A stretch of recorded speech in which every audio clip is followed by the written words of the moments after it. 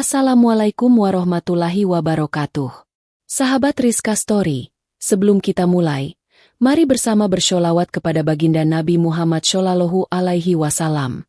Apakah kita pernah menilai orang hanya dari jaket kerjanya? Apakah kita yakin pangkat dan gelar cukup untuk menimbang hati? Mengapa sebagian dari kita mudah meremehkan, padahal tak pernah tahu rencana Allah di balik langkah seseorang?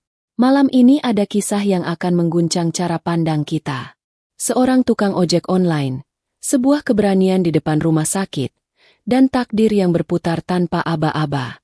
Jangan lupa tekan tombol subscribe, aktifkan loncengnya, dan dukung channel Rizka Story agar kisah-kisah penuh hikmah terus hadir untuk Anda. Raka menyalakan motornya sebelum fajar benar-benar menyingsing. Udara masih menyimpan sisa embun. Jalan raya memantulkan lembayung dari lampu kota. Jaket hijau yang mulai pudar menempel di tubuhnya, menyimpan kisah ribuan kilometer yang tak pernah diceritakan. Ia menatap notifikasi di layar ponsel yang dipasang pada holder. Nama pelanggan itu muncul lagi. Dr. Laras. Tujuan seperti biasa. Rumah Sakit Harapan. Raka menghela napas, mencoba menenangkan degup yang selalu terasa janggal setiap kali pesanan itu masuk. Hari pertama, Laras hanya penumpang. Hari-hari berikutnya, ia jadi alasan. Pagi, Mas, sapa Laras, begitu pintu gerbang kos dibuka. Suaranya jernih, tegas, dan selalu tepat waktu. Pagi, Dok. Seperti biasa ke Rumah Sakit Harapan. Jawab Raka pelan.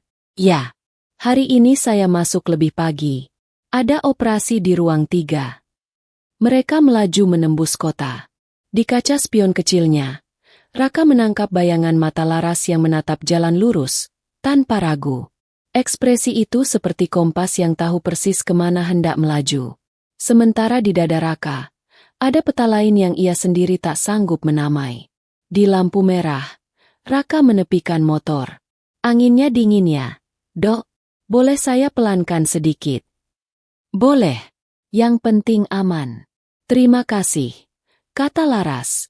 Nada terima kasih itu sederhana, tapi bagi Raka, setiap hurufnya seperti menandai hari. Sampai di pelataran rumah sakit, Raka mematikan mesin. Ia menoleh. Semoga operasinya lancar, Dok. Ucapnya tulus. Amin. Terima kasih, Mas Raka. Laras tersenyum singkat, lalu melangkah masuk. Di titik itu, Raka biasanya berbalik arah. Namun pagi ini ia masih terpaku. Di bundaran depan lobi utama, ambulans baru saja tiba. Sejenak ia teringat almarhum ibunya. Sosok yang selalu berpesan agar ia tak menolak amanah sekecil apapun. Jangan menakar kebaikan. Rak, lakukan saja. Biar Allah yang menakar. Raka mengangguk pada angin, lalu melaju pergi, mengejar pesanan berikutnya. Hari berganti hari, pagi berganti pagi. Nama yang sama, tujuan yang sama, dan degup yang makin sukar disembunyikan. Raka mulai tahu kebiasaan kecil Laras tanpa berniat mencuri tahu. Laras selalu mengecek jam tangan 2 kali sebelum berangkat. Laras sering menatap langit 7 detik sebelum turun di pelataran, seolah menitipkan sesuatu kepada cakrawala. Dan Laras punya cara tersendiri menutup pesan di ponselnya, seperti menutup buku harian yang ingin tetap rapi. Di suatu pagi yang hujan, Raka menawarkan jas hujan cadangan. Dok, saya punya satu lagi, biar gak basah. Wah, terima kasih. Kamu selalu siap ya, Mas? Bukan saya yang siap, Dok. Saya cuma belajar dari hujan. Raka terkekeh, mencoba menutupi rasa yang pelan-pelan tumbuh. Laras ikut tertawa tipis. Kalau begitu, semoga hujan mengajarkan operasi saya hari ini supaya tidak berisik, canda Laras. Amin. Semoga setenang rintik, balas Raka. Ritme itu menjelma rutinitas, dan rutinitas menjelma kedekatan yang tak pernah disebut. Hingga pada suatu sore, langit kota menggantungkan matahari seperti koin emas di tepi atap. Raka menunggu di depan gerbang kos Laras lebih awal dari biasanya. Di saku jaketnya, ada sesuatu. Bukan cincin mewah. Hanya sebuah cincin sederhana dari perak, Dengan huruf L kecil yang diukir seorang pandai perhiasan langganan driver. Ia memegangnya, merasakan dinginnya logam menembus kulit. Bukan dingin yang menakutkan, melainkan dingin yang membuatnya yakin. Temannya, Benny, sesama driver, mendekat. Rak, muka lo beda. Ada apaan? Raka menatap langit, lalu kembali menatap Benny. Gue mau ngomong sesuatu ke dia. Ke dokter itu. Seriusan. Di depan rumah sakit lagi. Benny terperangah. Raka mengangguk. Kalau perasaan cuma disimpan, ia akan busuk. Kalau dituturkan, apapun jawabannya, ia akan pulih. Benny menepuk bahu Raka. Lo orang paling berani yang gue kenal. Tapi hati-hati. Rumah sakit itu ramai. Orang-orang suka menonton. Biar saja. Yang penting Allah tahu maksud gue baik. Notifikasi itu berbunyi lagi. Pesanan dari Laras. Raka menghela napas panjang. Seperti seorang pelari yang mengikat tali sepatunya sebelum garis start. Di perjalanan, Raka melawan gugupnya dengan menata kata-kata dalam hati. Ia tidak mau terdengar memelas. Ia hanya ingin jujur. Dokter Laras, ia berlatih dalam hati. Saya tidak datang dengan gelar, tidak pula dengan janji kosong. Saya datang dengan niat menjaga. Saya datang membawa nama ibu saya, dan segala doa yang pernah ia sematkan pada punggung saya. Jika dokter berkenan, saya ingin melamar. Jika dokter menolak, izinkan saya tetap menghormati.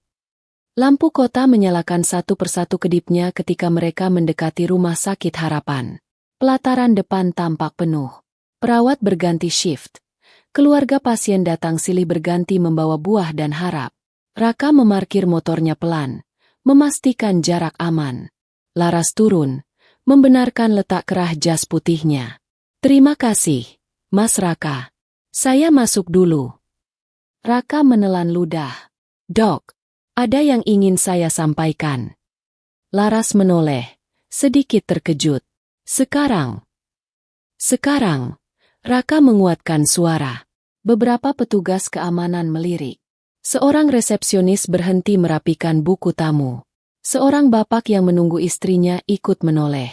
Udara seolah menunda hembusnya. Raka melangkah setengah maju. Ia menatap mata Laras dengan tenang.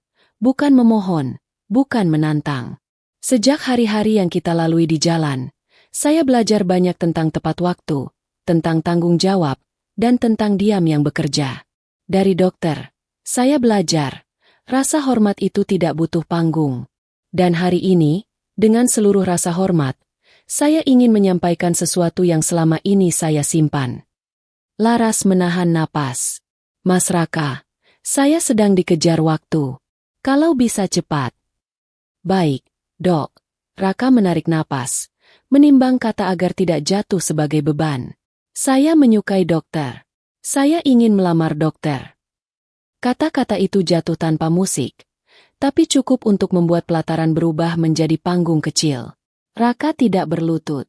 Ia berdiri tegap, seperti menegakkan harga dirinya sendiri.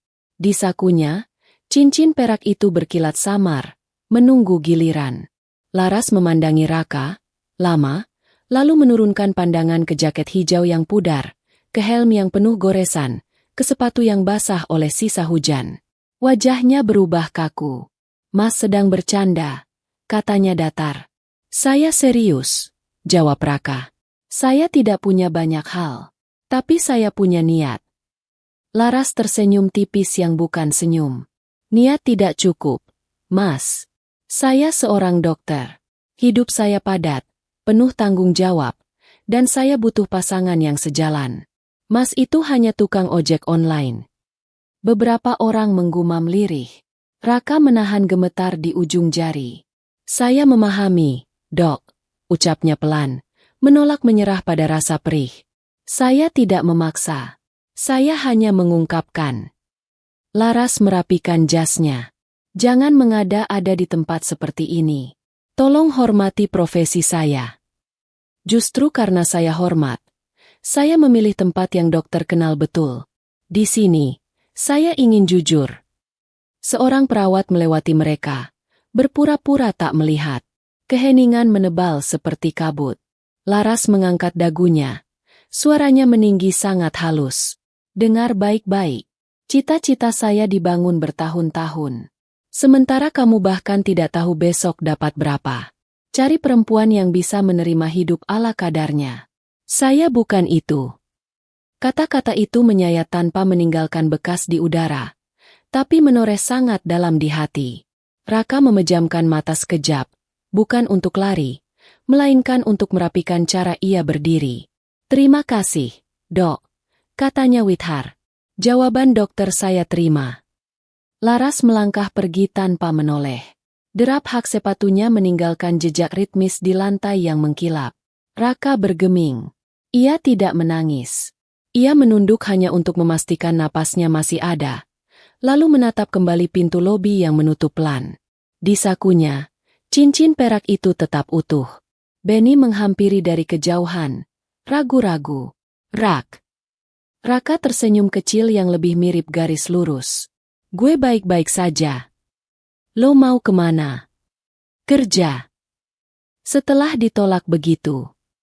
Kalau gue berhenti, kata-kata dia jadi benar. Kalau gue lanjut, Allah yang menjawab.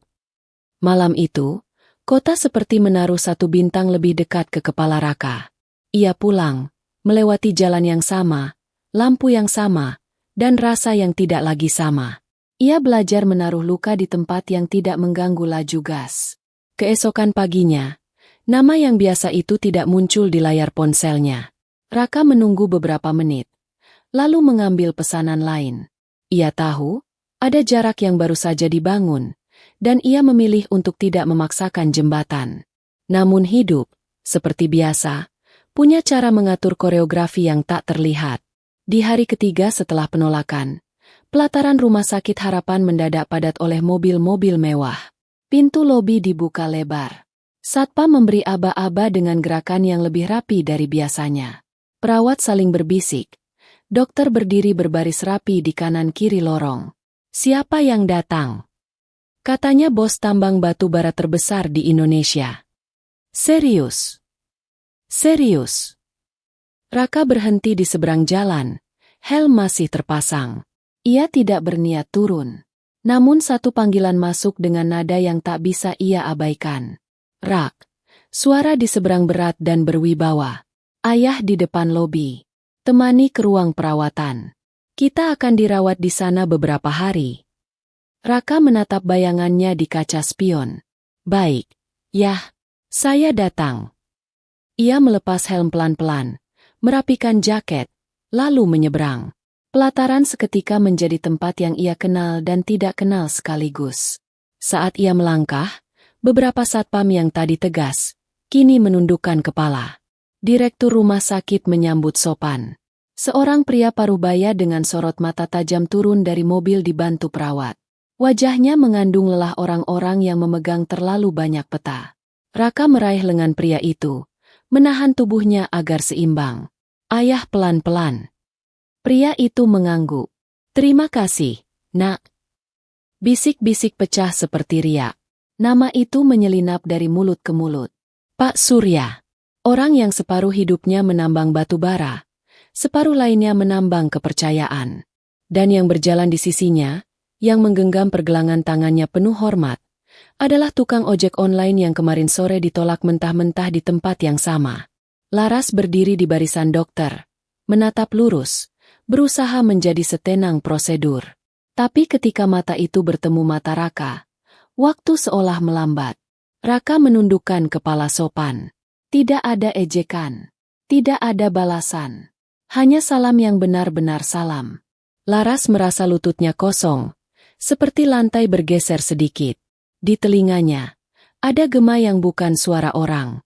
Sebuah kalimat yang dulu ia lemparkan sembarang, kembali sebagai batu yang jatuh tepat pada dadanya sendiri. Mas itu hanya tukang ojek online. Raka mengiringi ayahnya masuk. Langkahnya mantap, seperti orang yang sudah lama tahu di mana ia mesti berdiri, dan kepada siapa ia harus tunduk.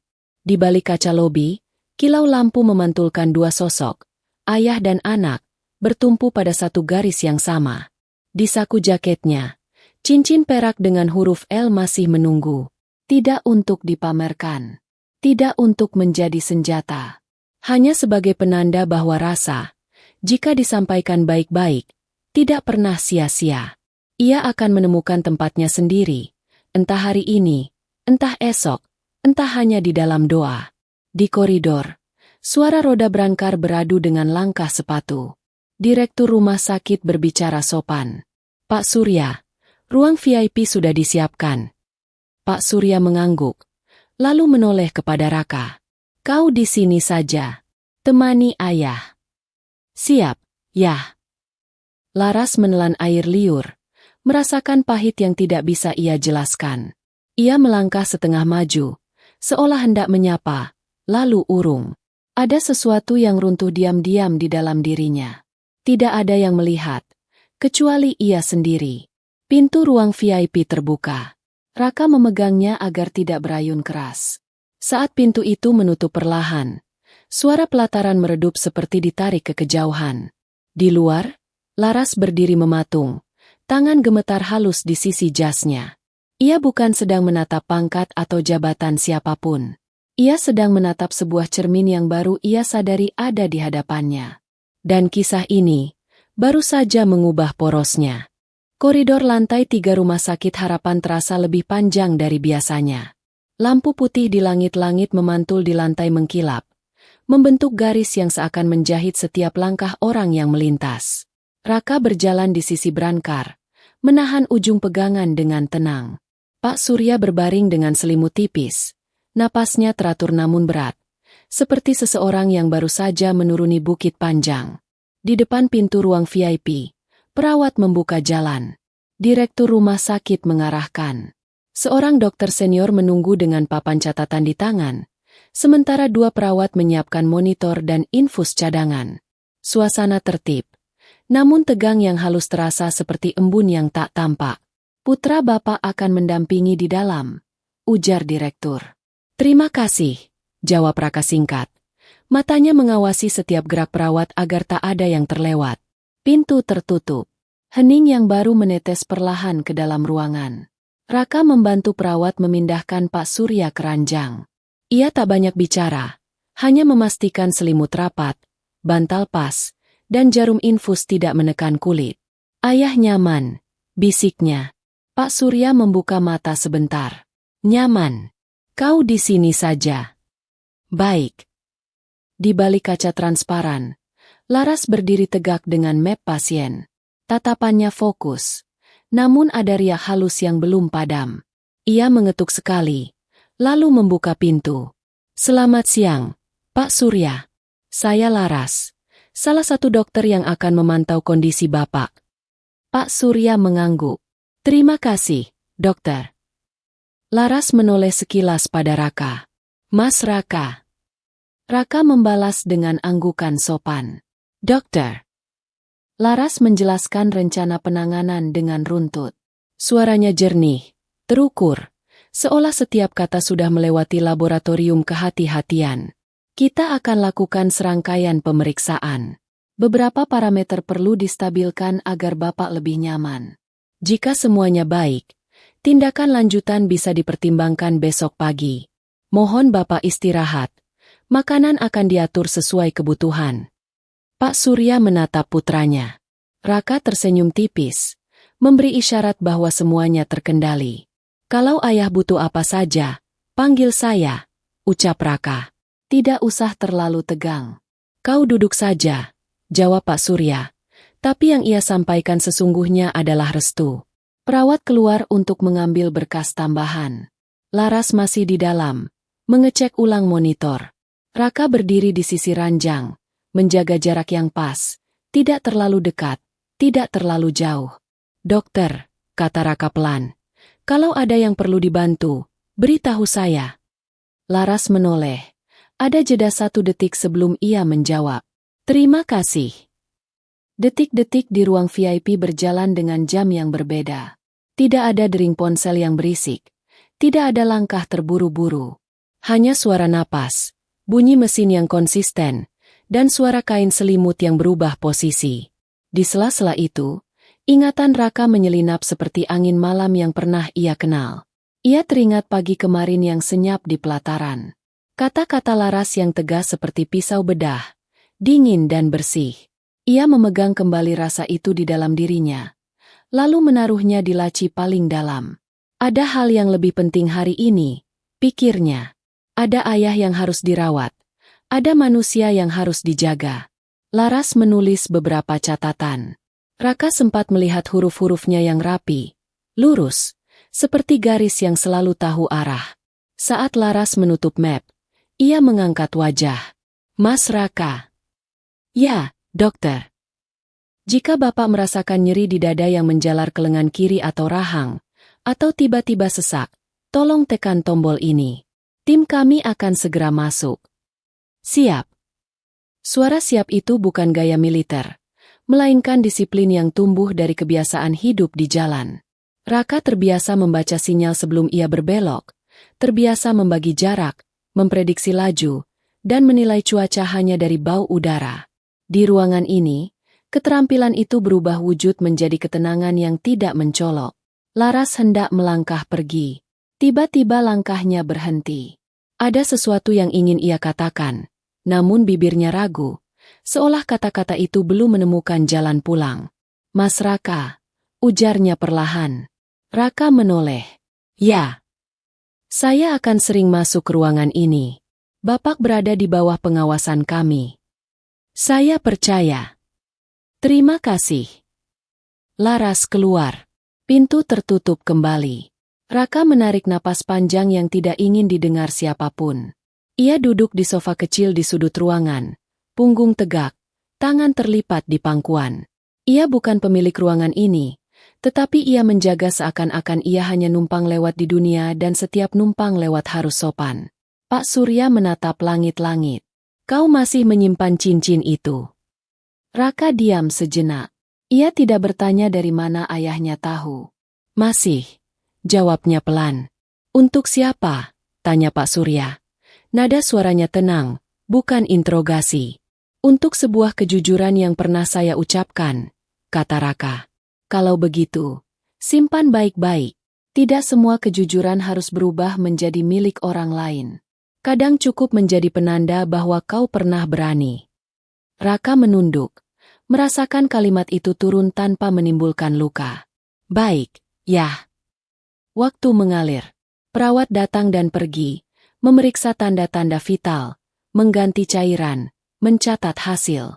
Raka membantu hal-hal kecil, menarik tirai saat matahari terlalu tajam, menyesuaikan posisi bantal ketika ayahnya gelisah. Di luar ruangan, koridor masih penuh gerak. Nama Pak Surya seperti magnet yang menarik perhatian. Beberapa staf berbisik. Sebagian hanya menahan rasa ingin tahu dengan menunduk. Di tengah arus itu, Laras berjalan dengan langkah mantap. Map di tangan, stetoskop di leher, dan untayan pertanyaan yang tidak biasa berkeliaran di kepalanya.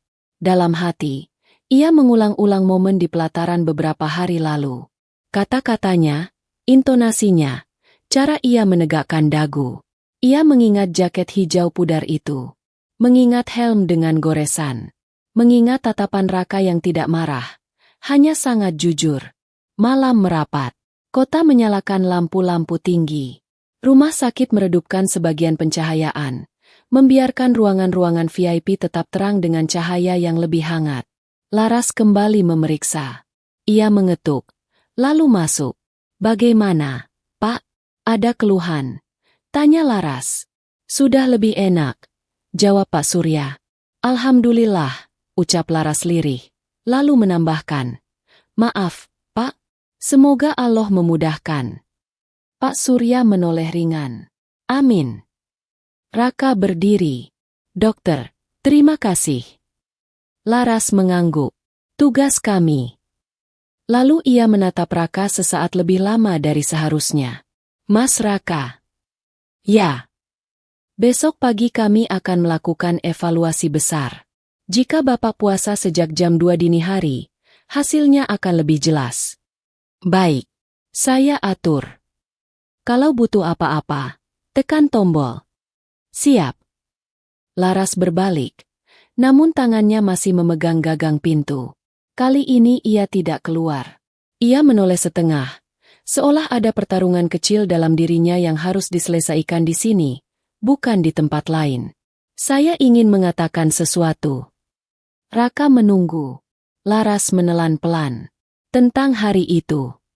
Tidak apa. Potong Raka lembut. Kita simpan saja untuk nanti. Tidak. Saya harus mengucapkannya. Saya tidak seharusnya bicara seperti itu. Raka menggeleng. Besok pagi akan panjang. Istirahatlah, dokter. Kalimat itu menutup percakapan lebih rapih daripada pintu yang pelan-pelan kembali menutup. Laras keluar tanpa menambahi kata. Di koridor, ia berdiri beberapa saat, menatap ujung lorong yang sunyi. Ada sesuatu di dadanya yang berubah bentuk. Ia belum tahu menjadi apa. Yang jelas tidak lagi sama. Menjelang tengah malam, suara mesin di ruangan VIP menjadi musik latar yang menidurkan kota di luar. Raka terlelap sebentar di kursi. Ia tidak terbiasa tidur di tempat seperti ini. Namun tubuhnya paham cara meminjam tenaga dari jam-jam gelap. Sekitar pukul 1, Pak Surya terbangun pelan. Raka segera bangun penuh. Ya. Ambilkan air. Raka berdiri, memeriksa catatan puasa yang baru akan dimulai 2 jam lagi, lalu menuang sedikit air dengan takaran yang aman. Pelan-pelan. Pak Surya minum, lalu menyandarkan kepala lagi. Dulu waktu ibumu sakit, kau yang menjaga begini. Yang banyak berjasa para perawat dan dokter. Aku tahu, tapi cara kau menunggu tidak berubah. Tenang. Raka tersenyum samar. Saya belajar dari jalan. Di jalan, yang panik akan celaka. Pegang itu terus. Harta paling sulit dipegang adalah tenang. Pagi merayap seperti kain putih yang ditarik dari ujung kota. Rumah sakit mulai sibuk kembali. Perawat mengganti shift. Aroma kopi singgah sekilas di lorong. Laras datang lebih awal dari jadwal. Rambut disanggul rapi. Wajah tanpa riasan berlebih. Ia mengetuk. Selamat pagi, Pak. Sapa Laras. Pagi. Balas Pak Surya. Bagaimana tidurnya? Cukup. Baik. Kita mulai persiapan. Raka membantu sekenanya. Saat Laras memasang manset tensi, jarinya sempat bersentuhan dengan punggung tangan Raka. Tidak ada listrik, tidak ada musik, hanya keheningan yang menyadarkan bahwa batas yang benar selalu terasa. Laras menarik tangannya cepat, lalu berdehem pelan. Maaf. Tidak apa, jawab Raka. Seusai pemeriksaan, tim membahas hasil awal di luar ruangan. Raka duduk di sisi ranjang, memijat pelan bahu ayahnya agar tidak kaku. Ketika Laras kembali, nadanya ringan namun serius. Ada beberapa angka yang membaik. Kita teruskan observasi sampai siang. Jika stabil, tindakan besar tidak diperlukan hari ini. Terima kasih, kata Raka. Pak Surya mengangguk. Terima kasih, dokter. Di tengah percakapan singkat itu, pintu terbuka. Seorang pria berkemeja formal melangkah masuk, diikuti staf rumah sakit.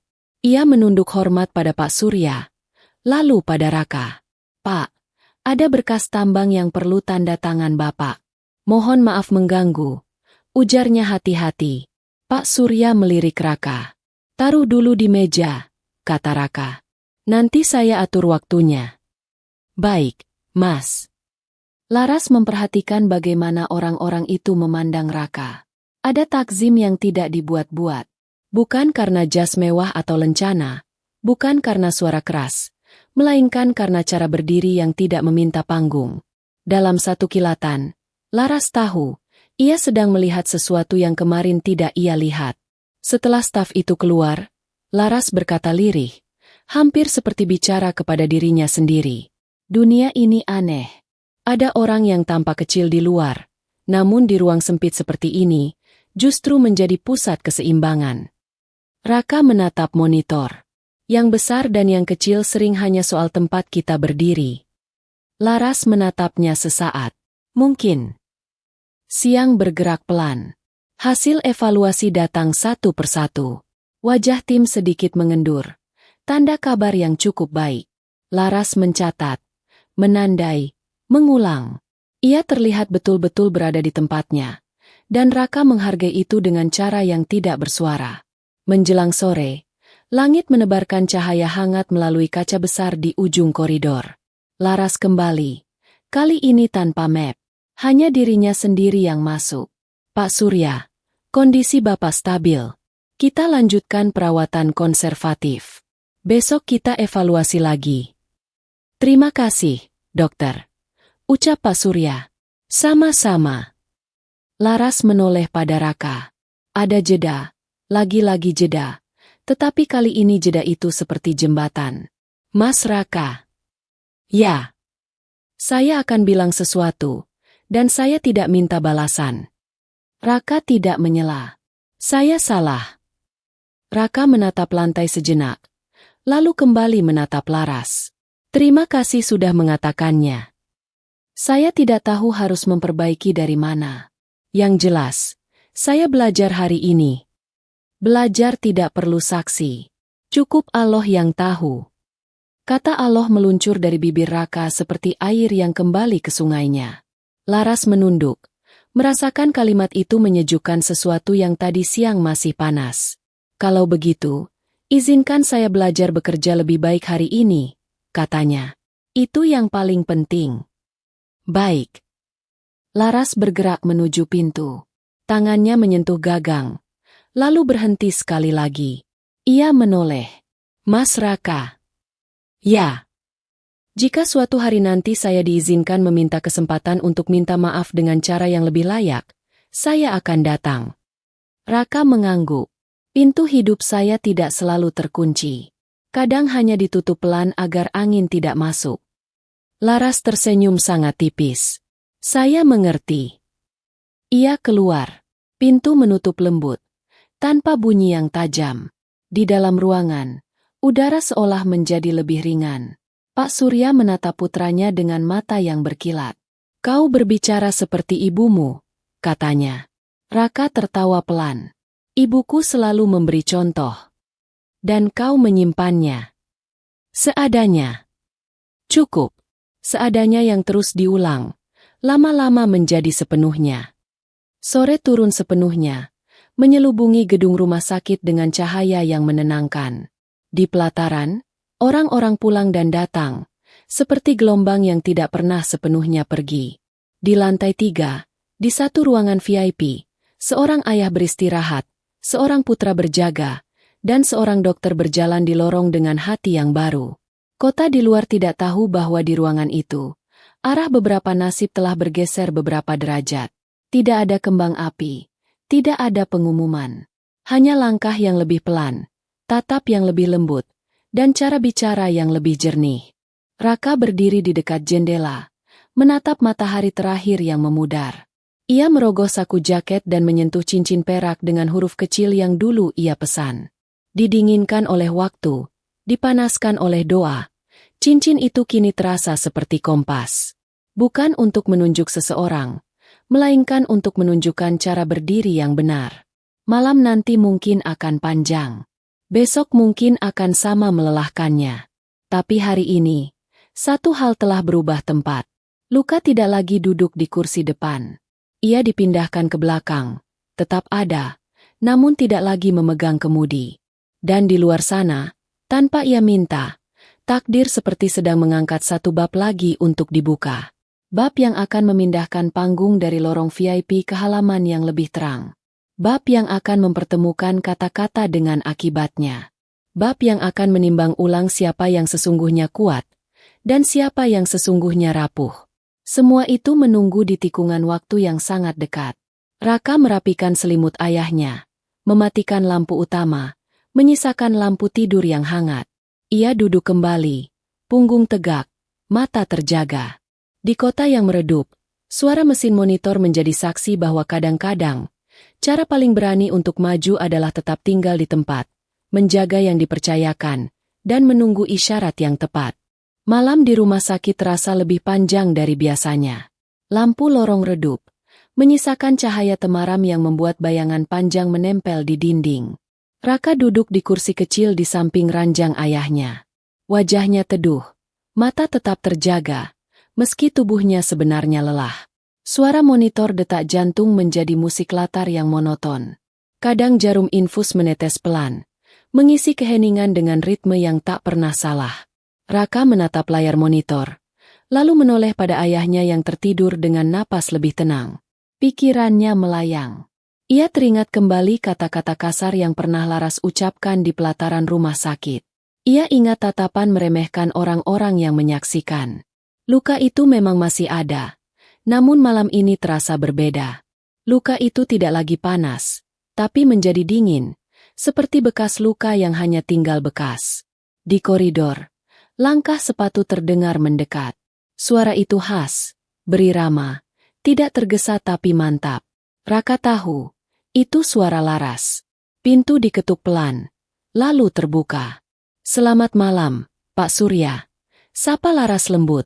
Pak Surya membuka mata, tersenyum samar. "Malam, dokter. Terima kasih sudah repot." "Tidak repot, Pak. Bagaimana perasaannya sekarang?" "Lebih tenang." Laras menatap Raka sebentar. Ada jeda yang tak perlu dijelaskan. Lalu ia mulai memeriksa tensi, mengecek catatan, dan menyesuaikan selang infus. Tangannya cekatan, gerakannya pasti, seperti seseorang yang sudah lama dilatih untuk tidak salah. Selesai pemeriksaan, Laras menutup mapnya. Ia tidak segera pergi. Tangannya masih memegang map erat, seolah menahan sesuatu yang ingin keluar dari mulutnya. "Mas Raka," akhirnya ia bicara. Raka menoleh. "Ya, dokter. Boleh saya bicara sebentar, di luar?" Raka ragu, lalu mengangguk. "Baik." Mereka keluar ke koridor yang sepi. Lampu malam membuat dinding tampak lebih pucat. Di ujung lorong, suara perawat terdengar samar. Laras menarik napas panjang. "Saya masih ingat betul hari itu, di pelataran. Kata-kata saya tahu itu menyakitkan." Raka diam, membiarkan Laras melanjutkan. "Saya ingin minta maaf. Saya salah menilai. Saya terlalu cepat melihat dari luar, tanpa tahu siapa Mas Raka sebenarnya." Raka menatap lantai sejenak, lalu kembali menatap Laras. "Dokter, saya tidak menyimpan dendam. Yang saya lakukan hari itu hanya jujur." Jawaban dokter juga jujur. "Jadi, mari kita anggap selesai." "Tapi saya tetap merasa bersalah," suara Laras lirih. "Rasa bersalah bisa jadi pelajaran. Kalau itu membuat dokter lebih berhati-hati, berarti tidak sia-sia." Laras terdiam. Matanya berkaca-kaca, namun ia cepat-cepat menunduk, menahan agar air mata tidak jatuh. "Terima kasih sudah berkata begitu," ucapnya pelan. Raka mengangguk. "Kita jalani saja peran masing-masing. Saya jaga ayah, dokter jaga pasien. Itu sudah cukup." Keheningan kembali menutup lorong.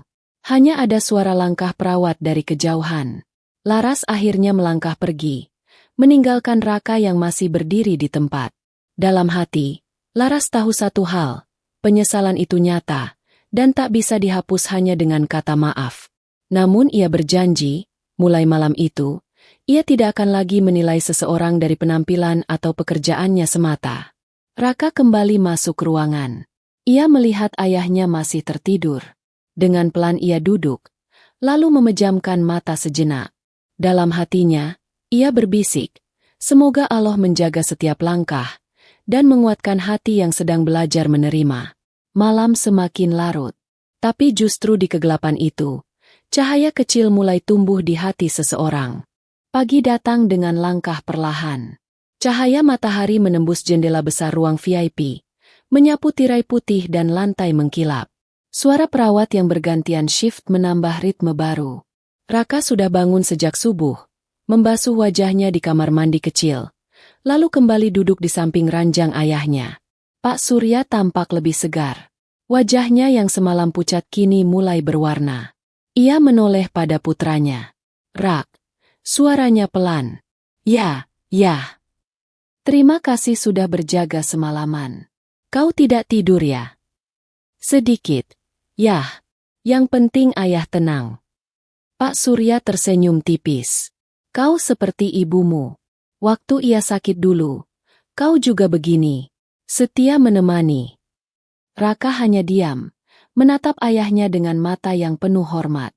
Ia tidak ingin menambah kata, karena terkadang diam jauh lebih tulus daripada 1000 ucapan. Tak lama kemudian, pintu diketuk. Laras masuk bersama 2 perawat. Wajahnya terlihat segar, rambut diikat rapi, meski matanya menyimpan sesuatu yang berbeda dari hari biasanya. Ada kerendahan hati yang samar. Selamat pagi, Pak Surya. Sapa Laras ramah. Pagi, dokter. Jawab Pak Surya. Bagaimana tidurnya? Nyaman. Terima kasih. Laras mulai memeriksa tensi, mendengarkan detak jantung dengan stetoskop, lalu mencatat hasilnya di map. Selesai, ia menoleh ke arah Raka. Mas Raka, kondisi Bapak stabil. Kalau tetap baik, beberapa hari lagi boleh pulang. Raka mengangguk. Alhamdulillah. Terima kasih, dokter. Namun suasana tenang itu tiba-tiba berubah ketika pintu ruangan kembali terbuka. Seorang pria dengan jas rapi dan wajah penuh hormat masuk, membawa map besar berisi dokumen. Ia tampak gugup ketika melihat Pak Surya. Maaf mengganggu, Pak. Ada berkas tambang yang harus segera Bapak tanda tangani. Perusahaan menunggu keputusan. Pak Surya menoleh pada Raka. Kau saja yang tangani dulu. Aku belum kuat. Pria itu langsung menunduk pada Raka. Baik, Mas. Kami sudah menyiapkan draft. Tinggal Mas Raka tanda tangani. Laras yang berada di ruangan itu terkejut. Ia menoleh pada Raka dengan mata membesar. Mas Raka. Jadi, Mas Raka ini? Suaranya tercekat. Pria pembawa berkas itu menjawab cepat.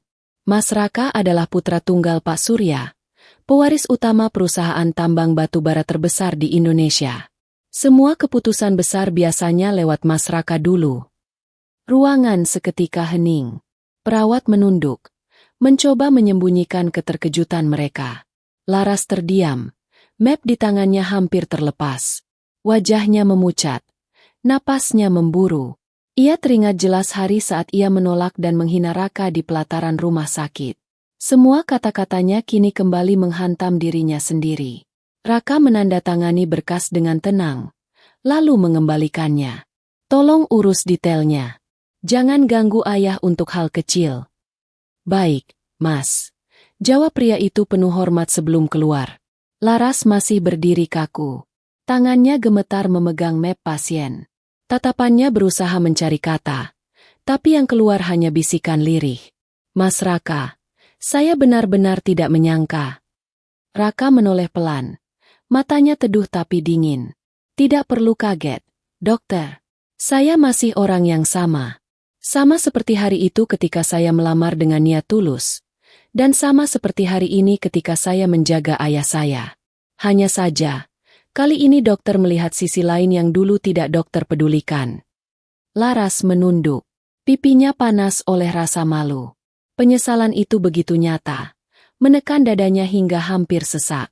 Ia ingin berbicara lebih banyak. Tapi lidahnya seakan terikat. Pak Surya menatap mereka bergantian. Ia menghela napas panjang, seolah tahu ada sesuatu yang lebih berat daripada sakit di tubuhnya, yaitu luka di hati 2 orang muda yang berdiri di hadapannya. Raka kemudian berdiri. Ia merapikan jasnya, lalu berkata dengan suara tegas. Saya keluar sebentar, dokter. Silakan lanjutkan pemeriksaan. Ia melangkah pergi, meninggalkan Laras yang kini hanya bisa berdiri diam, menatap punggung Raka yang menjauh. Saat itulah, untuk pertama kalinya Laras benar-benar merasa kecil di hadapan seseorang yang dulu ia remehkan. Sore menjelang di Rumah Sakit Harapan. Cahaya matahari masuk miring melalui jendela kaca besar di lorong lantai 3, membuat bayangan panjang yang bergerak perlahan. Suasana rumah sakit masih sibuk, perawat mondar-mandir, suara roda brankar bergesekan dengan lantai, dan aroma antiseptik tetap memenuhi udara. Raka berjalan menyusuri lorong, menenangkan diri setelah kejadian di ruang VIP tadi. Kata-kata Laras, wajah terkejutnya, Semua berputar kembali di kepala. Ia menarik napas dalam-dalam, mencoba menekan gelombang perasaan yang tak seharusnya ia pertontonkan. Dari kejauhan, suara langkah sepatu terdengar mendekat. Laras muncul, membawa map di tangannya. Wajahnya pucat, matanya sembab seolah baru saja menahan tangis. Ia mempercepat langkah hingga akhirnya berdiri di hadapan Raka. "Mas Raka," panggilnya pelan. Raka berhenti, menoleh, matanya tenang namun tajam. "Ada apa, dokter?" Saya ingin bicara sebentar." Lorong itu sepi. Hanya suara AC dan langkah perawat jauh di ujung. Laras menunduk, berusaha merangkai kata. "Mas Raka, tentang hari itu, saya sungguh menyesal. Saya salah. Saya tidak seharusnya menilai Mas hanya dari pekerjaan sebagai ojek online." Raka diam, tidak langsung menjawab. "Saya sadar. Saat itu saya sombong. Saya terlalu buta dengan pangkat saya sebagai dokter. Sampai saya lupa bahwa setiap manusia punya martabat yang sama. Hari ini saya melihat kebenaran itu, tepat di depan mata saya." Raka akhirnya berbicara. Suaranya datar namun tegas.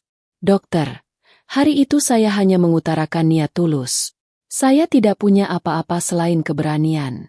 Jawaban dokter sudah cukup menjelaskan. "Saya tidak marah, hanya kecewa. Karena ternyata yang saya kagumi tidak seperti yang saya bayangkan." Laras terdiam, menahan rasa perih yang semakin dalam. Air matanya jatuh tanpa bisa ditahan. "Maafkan saya, Mas Raka. Saya benar-benar menyesal. Kalau waktu bisa diulang, saya tidak akan pernah mengucapkan kata-kata itu." Raka menatap Laras dengan sorot mata yang tak bisa ditebak.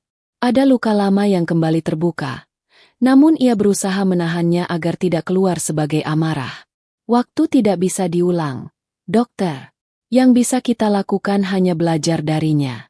Saya sudah memaafkan sejak lama, tapi bukan berarti luka itu hilang. Ia tetap ada, hanya tidak lagi mengendalikan saya." Laras menggigit bibirnya, tubuhnya gemetar. Ia tahu, kata-kata Raka adalah kenyataan pahit yang harus ia terima. Semua penyesalan kini hanya menjadi beban yang ia bawa sendiri. Beberapa staf rumah sakit lewat, memperhatikan mereka sekilas. Namun tak seorang pun berani menyela. Adegan itu terlalu penuh makna untuk diganggu. Akhirnya, Raka melangkah pergi meninggalkan Laras yang masih berdiri di lorong dengan air mata yang terus jatuh. Di hatinya, Laras tahu, penyesalan itu akan menjadi bayang-bayang yang selalu mengikutinya. Sementara Raka, meski hatinya masih terasa perih, memilih melanjutkan langkah. Baginya, menjaga ayah lebih penting daripada mengobati luka lama yang sudah jelas tak bisa dihapus. Senja mulai turun di kota. Rumah sakit perlahan berganti suasana. Dari hiruk-pikuk siang menuju hening yang lebih dalam. Lampu-lampu lorong menyala, cahaya putihnya menempel di dinding, membuat bayangan orang-orang yang lewat tampak lebih panjang. Raka duduk di kursi ruang tunggu lantai 3, tepat di depan ruang VIP tempat ayahnya dirawat. Di tangannya, ia menggenggam ponsel yang terus bergetar menerima pesan dari kantor pusat tambang. Namun matanya lebih sering kosong, menatap lantai bercahaya. Benny, teman sesama driver ojek online yang tahu rahasia Raka, datang menjenguk. Ia mendekati dengan langkah hati-hati, lalu duduk di sampingnya. "Rak, gue tadi dengar dari staf rumah sakit. Semua orang sekarang tahu lo siapa sebenarnya. Anak bos tambang terbesar." Raka menoleh, tersenyum tipis. "Rahasia itu akhirnya kebuka juga, Ben. Gue gak bisa selamanya sembunyi di balik jaket hijau. Tapi lo tetap Raka yang gue kenal, kan? Bukan Raka pewaris tambang yang jauh di atas sana." Raka menepuk bahu sahabatnya. "Gue tetap Raka. Cuma sekarang orang lain yang ngeliat gue berbeda." Di kejauhan, Laras berdiri ragu di ujung lorong. Ia melihat dua sahabat itu bicara, lalu menghela napas panjang. Ada keberanian yang ia kumpulkan sebelum akhirnya melangkah mendekat. "Mas Raka," panggilnya lirih. Raka menoleh. Benny ikut menatap. Laras menatap keduanya, lalu tersenyum singkat ke arah Benny. "Permisi, Saya ingin bicara sebentar dengan Mas Raka. Boleh? Benny bangkit. Mengerti. Gue tunggu di bawah, Ra. Ia meninggalkan mereka berdua. Kini tinggal Raka dan Laras, dengan ruang tunggu yang senyap sebagai saksi. Laras duduk pelan di kursi sebelah Raka. Tangannya meremas map yang ia bawa. Wajahnya jelas menunjukkan kegelisahan. Mas Raka, ucapnya akhirnya. Saya tahu saya tidak punya hak lagi bicara tentang masa lalu. Tapi hati saya gelisah kalau saya diam saja. Raka menatap lurus ke depan. Silakan, dokter. Saya malu pada diri saya sendiri. Saya menghina pekerjaan Mas. Padahal, di balik itu, saya tidak pernah tahu siapa Mas sebenarnya. Bahkan kalaupun Mas bukan anak konglomerat, seharusnya saya tetap tidak meremehkan. Saya dokter, tapi saya gagal menjaga hati dan lisan saya. Air mata menetes pelan dari sudut mata Laras.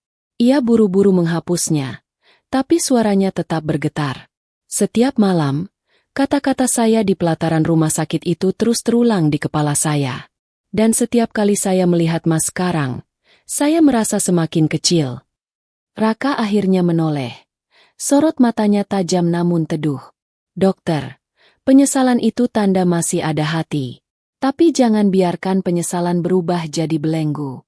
Kita semua salah di masa lalu. Yang penting, apa yang kita pelajari setelah itu? Laras menunduk. Dadanya sesak oleh rasa campur aduk. Terima kasih sudah berkata begitu.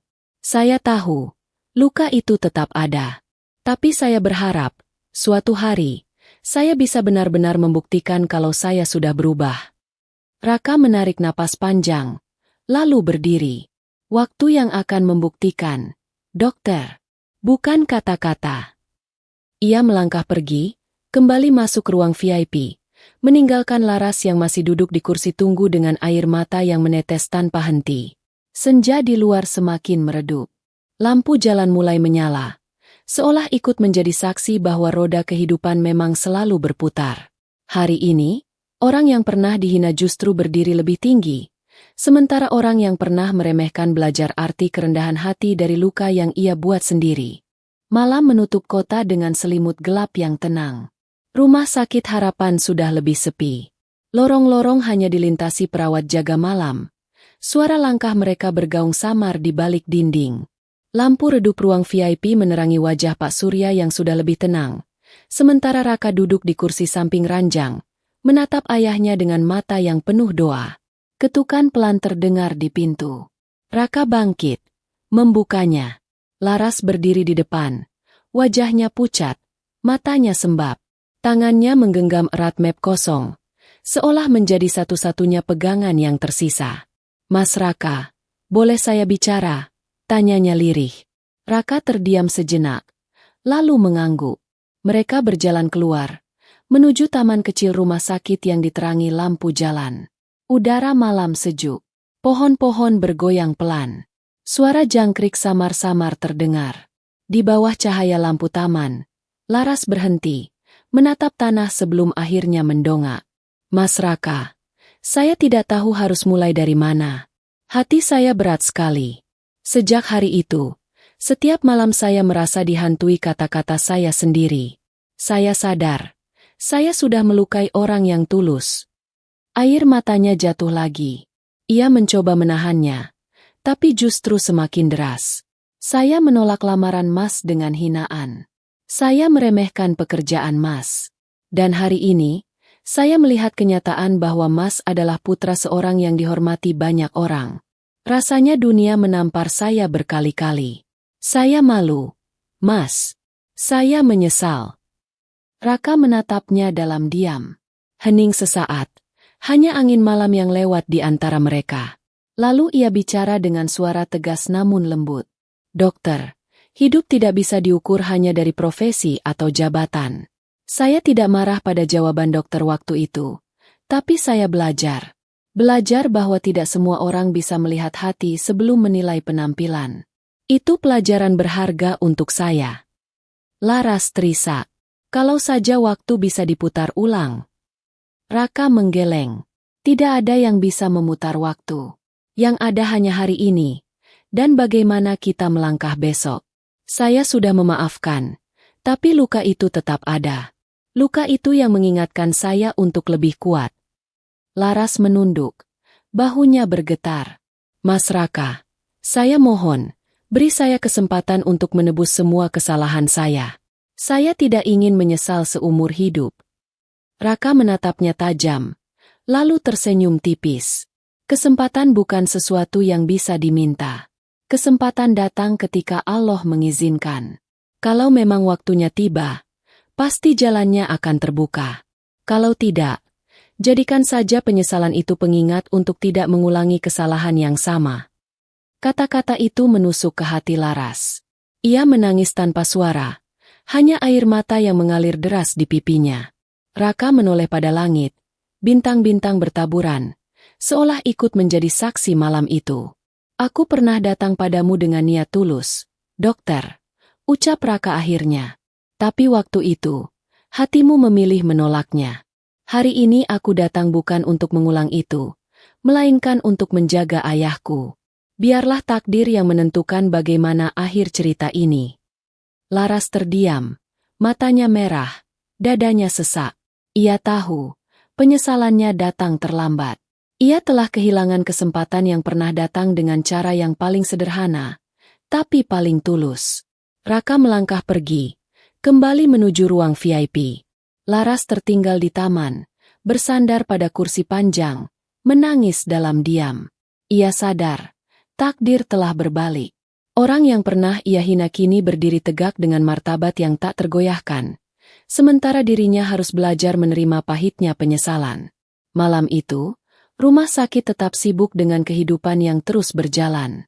Namun bagi Laras, malam itu adalah malam di mana hatinya runtuh, dan dari reruntuhan itu ia belajar arti kerendahan hati yang sesungguhnya.